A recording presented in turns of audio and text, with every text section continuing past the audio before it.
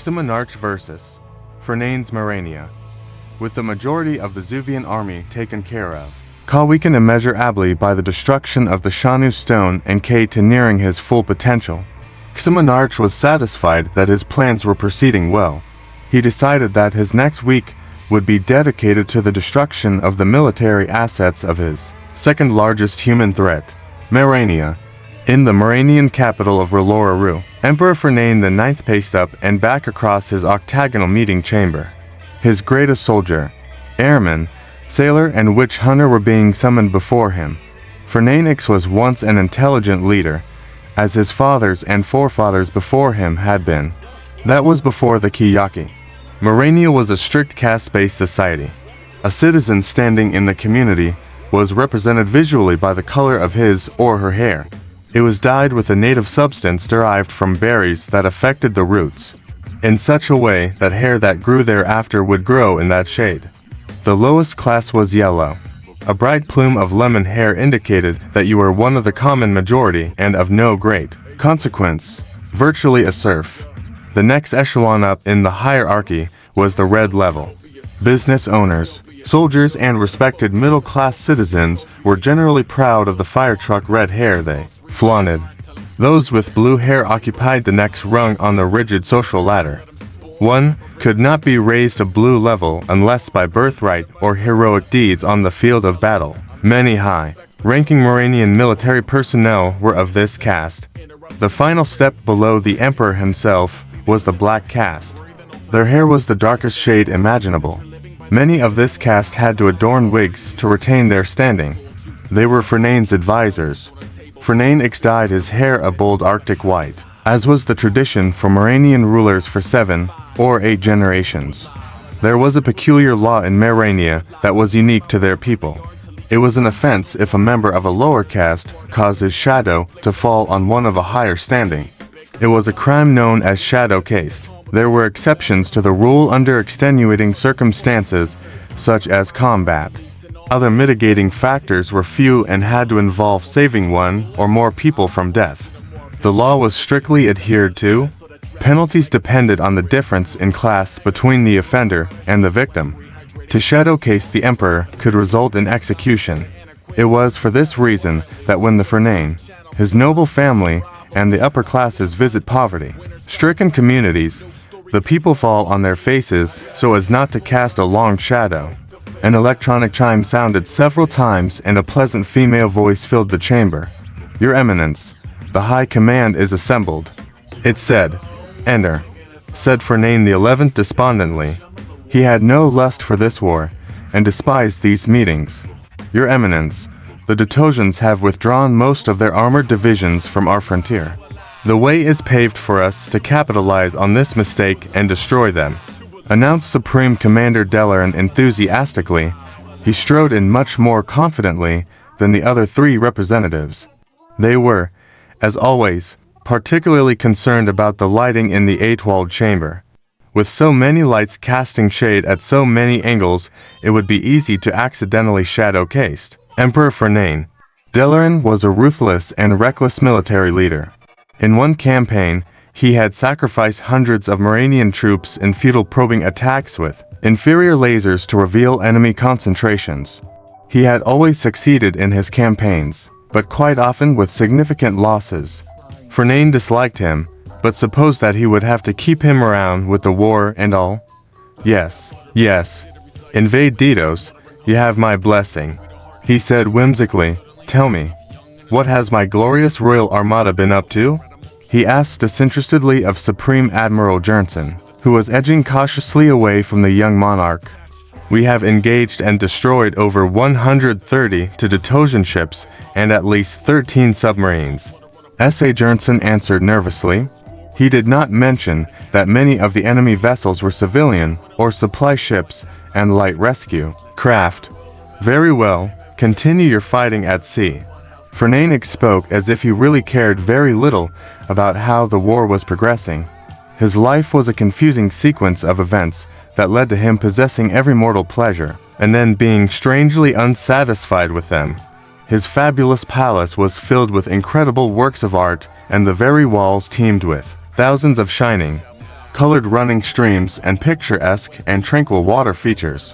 When he was 17, Fernane, son of Fernane, became addicted to the natural, sherbet-like narcotic kiyaki, which grows wild as a weed in Merania. It is almost purely a taste sensation, highly addictive with mood-altering qualities. Will these people ever go away and leave me alone? He thought ruefully. Next, Fernane XI had to speak with his great witch hunter Kolo Jeksen.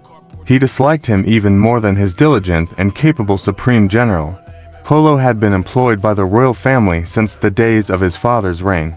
He was a nasty, ugly, and withered old man. He had plied his murderous trade over the whole of the greater Moranian Empire during his career. Now he merely pointed his finger and watched the resulting burning. Occult activity has been rife this month, Your Eminence, said Jeksen with much clarity and emphasis on the word rife, and little more than a hiss for the title of the emperor. 378 suspected practitioners have been executed. Over 100 await trial and execution. Kolo's eyes lit up when he completed the sentence. He was a hopelessly biased judge, but was brutally efficient in keeping magical activity in Merania to a minimum. The remaining prisoners would be dead within the week. Yes, Seville magic. Continue your efforts, Kolo, answered Fernane XI as he tried to feign interest. The members of the High Command turned and departed as the finished speaking. The impatient emperor was left with only one more chore. Morania has achieved complete air superiority over the battlefield. Your Eminence, uttered Supreme Air Lord Merrill Vonch with more than a little apprehension as he tried to deceive his leader. Ah, Lord Vonch, you are such a poor liar. I swear that if you were not so hilarious at parties that I would have you executed. Our aircraft are inferior to the Detosians. Tell me the truth. Supreme Air Lord Vonch stuttered slightly as he reeled off the true figures. We have suffered the loss of 54 combat aircraft and destroyed up to 17 Detosian aircraft, Your Eminence. And then he promptly knelt down before Fernane with his left forearm across his body. That's fine, Merrill, said Emperor Fernane, smiling. Let us try to be honest. It was not 3 minutes later that Fernane was licking a massive line of kiyaki in an attempt to forget the war and the world in general. His soldiers would have greatly enjoyed the same privilege. The vast majority of them were poorly trained and inadequately equipped. Their leadership was derived from the strict caste-based system and did not reflect talent or merit. Moranians generally dislike warfare. They were a people that desired nothing more than to be able to continue their pedantic system of individual ranking and classification, without the radical interference of magic or the rest of the world. Ximonarch weighed up his options. He could easily defeat the Moranian army single-handedly, but this would involve the expenditure of inordinate amounts of magical power, thus weakening his position relative to Ka. He decided instead to focus on the communications and control of the massive yet ill-prepared armed force. Command was less than cohesive in those days in the Moranian military. There was a system of complex codes that changed daily, but this was like reading a children's book for Ximonarch. He proceeded to issue them with various orders that they obeyed willingly, for they had no reason to suspect interception and alteration of their communications. All along the frontier, Moranian artillery would unknowingly pound Moranian infantry, who assumed that the incoming fire originated from the Detosians. The infantry would then be given orders by Ximonarch to withdraw to a more secure zone, where they would be again bombarded by a different artillery unit given false grid references. Moranian fighters were running out of fuel halfway back from their bombing missions, because the refueling tankers that were meant to service them were never dispatched. Transport, engineering, and other rear echelon columns were ending up in the thick of the action on the Detosian front. Armor assets were moved across Morania in seemingly random patterns. Ximonarch was exposing them to wave after wave of ground attack aircraft from his adopted empire. Most elite fighting units were not reissued with water, food, or ammunition for weeks at a time. Some desertion was apparent in the first few days, but not as much as Ximonarch would have liked. It seemed as if the rigid political and legal system was more widely feared than battles against overwhelming odds. Through all of this, though, those at the top of Murania's social pyramid were completely ignorant of the tragedy was transpiring in their nation.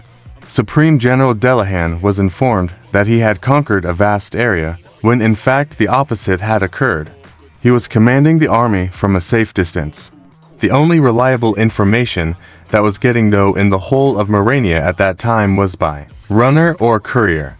This may be some explanation as to why the Muranians rely so heavily on them now. The front, which had been stable or expanding for many years, was ebbing rapidly. Murania was being choked. There weren't many who questioned the orders they were given in the Muranian army.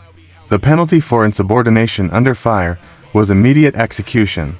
The encrypted commands from the devious mage were always from someone of a higher caste, or so it seemed, even if His Eminence himself had descended.